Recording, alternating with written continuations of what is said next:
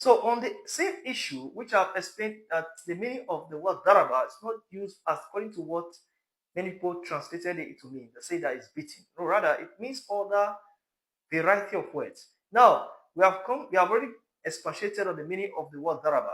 Then the prophet, was he actually encouraging beating as was reported by Aisha, saying in the Sunnah Abu Dawood, that is when he heard that Tabit ibn Qais was beating the wife, then Rasulullah said, Farikha fiha, after the wife had been beaten and also injured? No.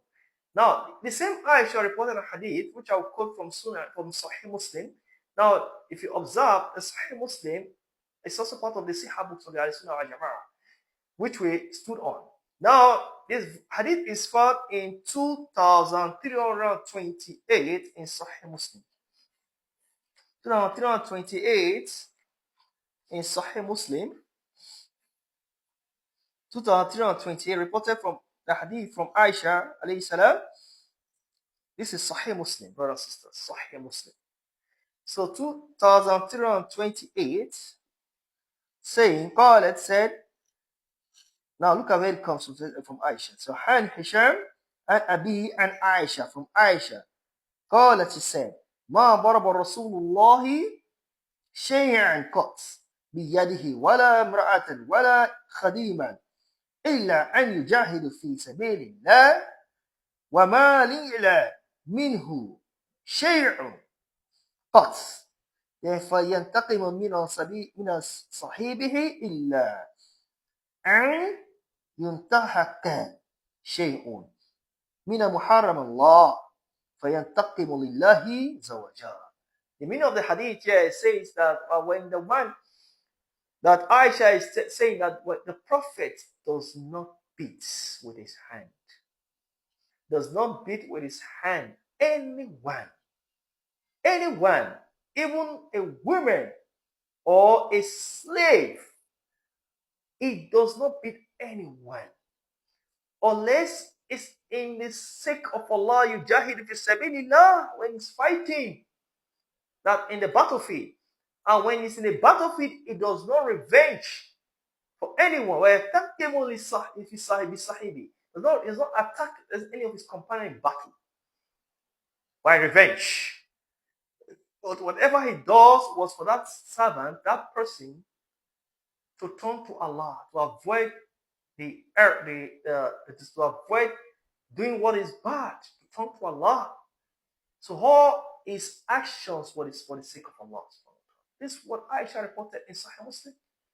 So if Sahih Muslim from same Aisha said the Prophet does not encourage beating a woman, and Sunnah Abu Dawood says the Prophet freed someone, then you will take the meaning from both hadith, saying that the Prophet never encouraged beating. Rather, he supported woman's freedom. Because woman's freedom in doing what is right, you can encourage her, you can advise her. But when she refuses to advise, you can stay away from her for some time. You can stay from her for some time, just free her, let her settle with her differences within herself. Because a woman is so scared of silence. When she's being taught, she can realize by herself she's wrong, without scolding her, without shouting at her. Because when you shout at her, she shouts at you back. At the end of the day, you fight. And when you fight, you break her parts. And that will lead you to issues in court. And you'll be found guilty at the end of the day. So there is no encouragement of beating in the Quran, neither in the Hadith. So we follow the true teachings of Rasulullah, as Allah has said in the Quran.